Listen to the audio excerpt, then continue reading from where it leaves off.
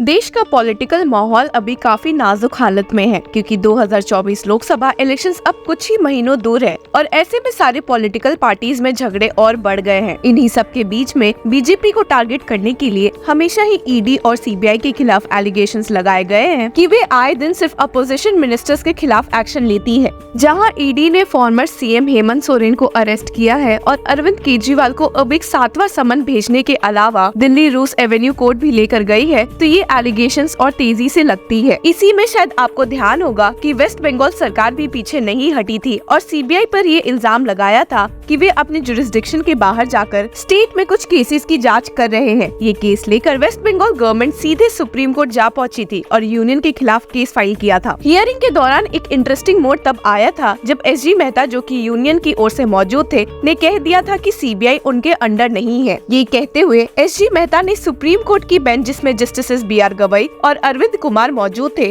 के साथ साथ वेस्ट बंगाल की ओर से मौजूद सीनियर एडवोकेट कपिल सिब्बल को भी चौंका दिया था। अब आप सोचेंगे कि इस केस का आखिर क्या हुआ, इसके आगे केस की कोई अपडेट मिली क्यों नहीं, तो आप सुनकर दंग रह जाएंगे कि ये केस अब तक 9 बार अर्जन हो चुका है। जी हाँ, आपने सही सुना। और इसी के खिलाफ वेस्ट बंगाल की ओर से मौजूद होकर सीनियर एडवोकेट कपिल सिब्बल सीधे सीजेआई डीवाई चंद्रचूड़ के पास जा पहुँचे हैं। तो क्या chief justice of India DY Chandrachud ने सीनियर एडवोकेट कपिल सिब्बल की कोई मदद की है या सॉलिसिटर जनरल को फेवर किया है, जो हम आगे देखेंगे। आपको बता दें कि इस केस की पिछली हियरिंग के दौरान सीनियर एडवोकेट कपिल सिब्बल और एसजी तुषार मेहता में तगड़े झगड़े देखने को मिले थे, जब एसजी मेहता ने ये साफ कर दिया था कि ये केस सीबीआई के खिलाफ होना चाहिए और न कि यूनियन के, जिसके अंडर सीबीआई आती ही नहीं है, and stated there is no cause of action against the union of India because the CBI is an independent agency. SG Mehta की ये सबमिशन सुनकर सुप्रीम कोर्ट बेंच भी हैरान थी और मेहता को समझाते हुए कहा भी था, but administratively it is under your center control. We understand that in the manner of investigation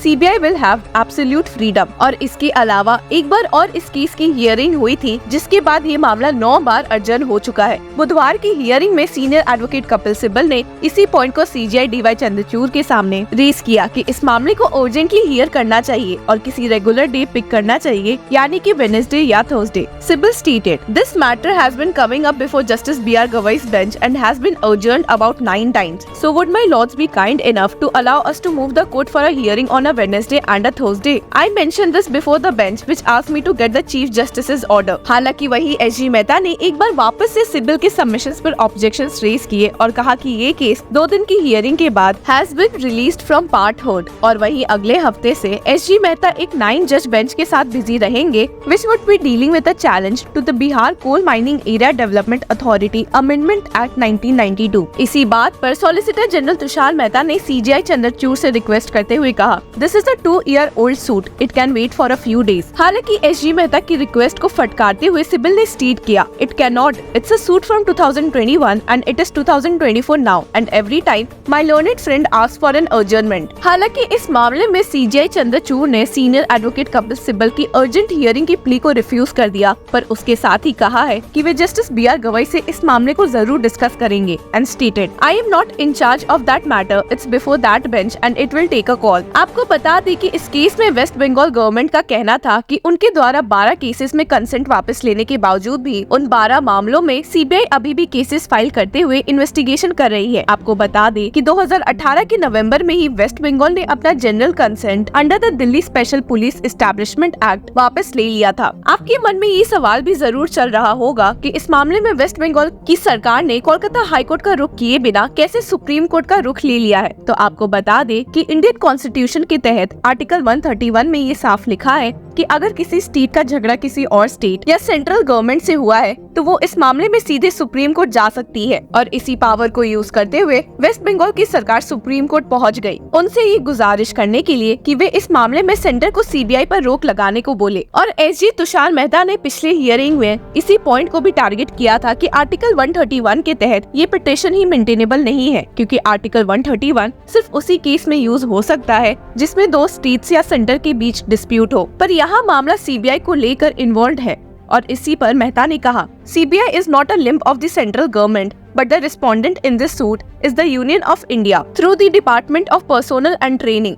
आपको बता दें कि जब सुप्रीम कोर्ट बेंच ने ये सुना था तो वे शॉक्ड हो गए थे और एसजी मेहता को समझाया था कि ऐसा नहीं है। हालांकि एसजी मेहता ने उल्टा सुप्रीम कोर्ट बेंच को समझाते हुए कहा था कि एलोकेशन ऑफ बिजनेस रूल्स के तहत CBI department of personnel and training के अंडर आती है, पर उसके बावजूद भी डिपार्टमेंट सीबीआई के फंक्शनरी रोल्स में शामिल नहीं है और बस अपॉइंटमेंट्स और ट्रांसफर से जुड़े फैसले लेती है। इसी पॉइंट पर जोर देते हुए एसजी तुषार मेहता ने कहा था, if the department can not direct the registration of a case or setting aside of the registered offence, not direct the manner of investigation, how will the cause of action arise against it. Mehta के इन arguments के बाद कि CBI union के under नहीं है, सिब्बल भी बहुत हैरान दिखे थे, पर उन्होंने मेहता को समझाते हुए कहा कि गवर्नमेंट नोटिफिकेशन के ही थ्रू सीबीआई फॉर्म हुई थी और ऐसे में ये कहना कि यूनियन का सीबीआई से कोई वास्ता ही नहीं है बेहद गलत है। Sibal stated, it is one thing to exercise superintendence over CBI's investigation, which is the role of CVC, Central Vigilance Commission, but quite a different thing to say center has nothing to do with CBI। एक point जिस पर सिब्बल और मेहता के बीच heated arguments देखने को मिले थे वो ये था जब एसजी मेहता ने इस पूरे केस को मिस्चीवियस कहते हुए बंगाल सरकार पर ये इल्जाम लगाया था कि वे सिर्फ सेंटर को नीचे गिराने की कोशिश कर रही है, और वहीं सीनियर एडवोकेट कपिल सिब्बल ने मेहता के इन आर्ग्यूमेंट्स को गलत ठहराते हुए कहा था कि यूनियन को इतने हार्श वर्ड्स नहीं यूज करने चाहिए and stated, The Union of India, especially in the context of federalism, should not use harsh words about the motive of the state government, calling it mischievous, fraudulent. I did not expect this from my learned friend। आपको बता दें कि SG Mehta ने पिछले hearing में waste Bengal government को target करते हुए ये भी कहा था कि कई बात पिटिशनर्स दबाने की कोशिश कर रहे हैं। इस मामले में उन्होंने सुप्रीम कोर्ट से कहा है कि अगर ये केस उन्हें मेंटेनेबल लगे भी तो वे इस मामले में सारे एविडेंस की जाँच अच्छे से करे, stating that a message should go that before highest court of the land You cannot suppress facts or employ tricks। SG Mehta की इस बात को फटकारते हुए भी सिब्बल ने कहा कि वे इस केस में किसी भी मटेरियल फैक्ट को हाइड करने की कोशिश नहीं कर रहे हैं। Adding to this, Sybil stated, only a few of the cases have been registered on the strength of court orders, which has been indicated by us. As far as court orders are concerned, we have no grievance. We can't. Our grievance is a general jurisdictional issue। दोनों council ने अंत तक अपने submissions को maintain किया हुआ था, जहां सिब्बल ने अंत तक इस बात पर जोर दिया कि इस मामले में स्टेट बस ये जानना चाहती है कि उनके कंसेंट लेने के बावजूद भी सीबीआई ने कैसे कुछ मामलों की जाँच की है। वहीं एसजी तुषार मेहता ने भी अंत तक यही मेंटेन किया कि सीबीआई यूनियन के अंडर नहीं आती है, जिसके बाद से ये मामला बस अर्जेंट होते रहा है। अब देखना ये होगा कि ये केस नेक्स्ट कब पोस्ट होती है। जहां यूनियन और वेस्ट बंगाल में इस केस में लड़ाई हो ही रही है, वहीं अभी वेस्ट बंगाल के संदेश खाली इलाके से जुड़े भी बीजेपी और टीएमसी की लड़ाई शुरू है। जहां विक्टिम्स को बीजेपी सपोर्ट कर रही है, वहीं टीएमसी ने विक्टिम्स को ही टारगेट किया है, ये कहते हुए कि वे सब बीजेपी से मिले हुए हैं और टीएमसी को टारगेट करना चाह रही है। अब देखते हैं कि क्या बीजेपी और टीएमसी के बीच लड़ाई कम होती है या नहीं। इस न्यूज के लीगल अपडेट से जुड़े रहने के लिए कीप फॉलोइंग लॉ चक्रा।